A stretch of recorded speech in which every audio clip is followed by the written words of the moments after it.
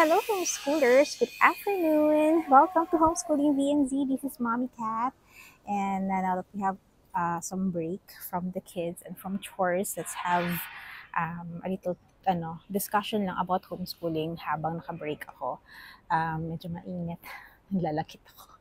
Kung bago po kayo sa channel namin, welcome po. I'm a homeschool mom. We have been homeschooling for more than 10 years and currently meron na lang po kaming 2 batang homeschool. Okay, so for this video, I'll try to keep it short. Explain ko lang about homeschooling kasi medyo matagal na yung last video natin about FAQs ng homeschooling. No? So that, ano pa yung ginawa ko yung video na yun, 2019 pa ata or early 2020. So before pandemic pa rin nagtatanong about homeschooling at marami pa rin naguguluhan. Ano ba ang independent homeschooling? Ano yung homeschool provider? Sino gagawa ng grades? Sino ang magtuturo? Ayan. So maraming questions about it. So I'm hoping that this video will be able to answer your questions. Homeschooling is nothing new. It's a concept na noong unang panahon pa talaga, 'di ba? Before naman kasi walang schools, right? So nung yung mga kanununuan natin, yung mga panahon ni Jesus, di ba? Ang magtuturo sa mga bata is yung mga magulang talaga. Kakain ako ha, hindi ko eh. So, basically, ang in charge of education ng mga bata ay yung mga magulang. Like Jesus Christ, si Mama Mary, si Papa Joseph, nagtuturo sa kanya, ang nagturo sa kanya. So, like him and other kids during those days, education talaga ay nasa mga magulang, pati yung hanap buhay ng pamilya nila. So, eventually, siyempre nagkaroon ng mga schools na rin, and then year 20th century, mas dumami ang school. So, yung naging traditional na way na of teaching is from home, naging schools na, right? Mga bata ngayon is papasok sa school, mag-aaral from kinder up to college.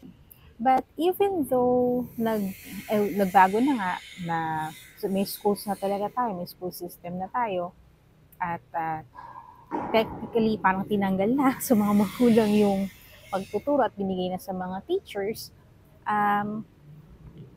despite na meron lang tayong ganun, homeschooling is still going on. Nangyayari pa rin siya.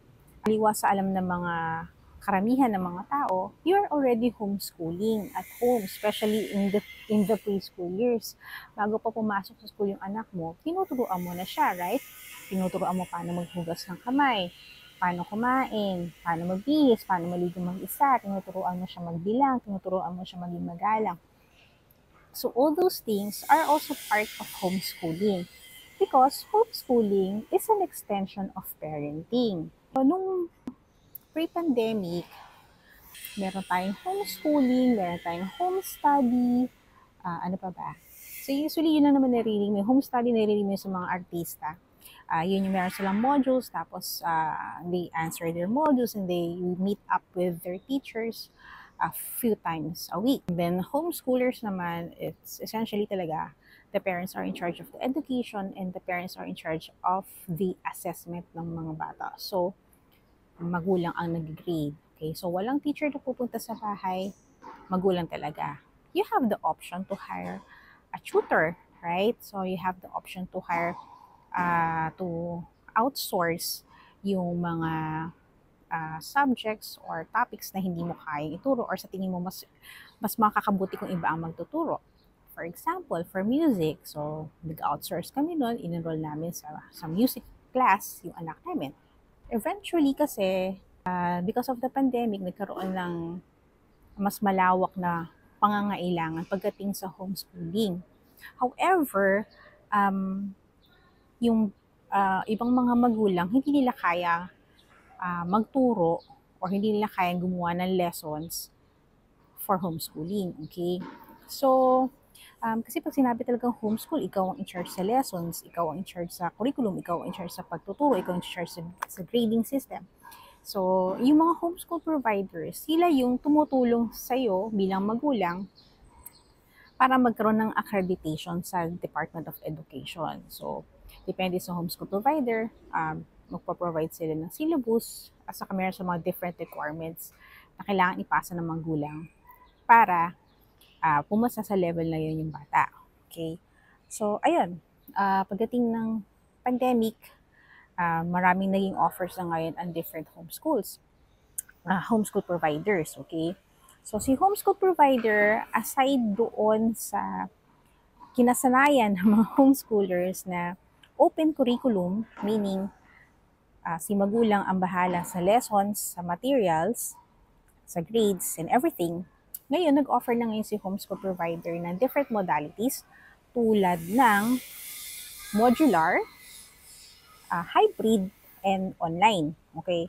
Well, technically, for online talaga, online class, that would be, it's not homeschooling kasi yung teacher ng school na yun, ng homeschool provider na yun, ang magtuturo at sila na rin yung magbibigay ng grades. Ang bata lang ay nag-aaral sa bahay or some cases kunyari nasa bakasyon, no? Virtual yung pag-aaral niya. So, para lang hindi kayo malito, homeschooling, home study, online distance learning, these are just a part of home education o home-based learning na tinatawag natin. So, si home-based learning, pwede siyang homeschool, pwede siyang online distance learning, pwede siyang modular, pwede siyang home study, pwede siyang hybrid, ayan. Para hindi kayo malito, ang tandaan nyo lang, pag sinabing homeschool, si magulang ang in charge sa pagtuturo sa bata. Okay, so yun, para hindi kayo malito. Pero dahil marami nang ino-offer ngayon at syempre sinusuportahan naman tayo ng Department of Education sa pagtuturo natin sa mga anak natin sa bahay, pero mga different programs na ino-offer ang homeschool provider. Ngayon, some would ask kasi bakit pa ako magbabayad sa homeschool provider?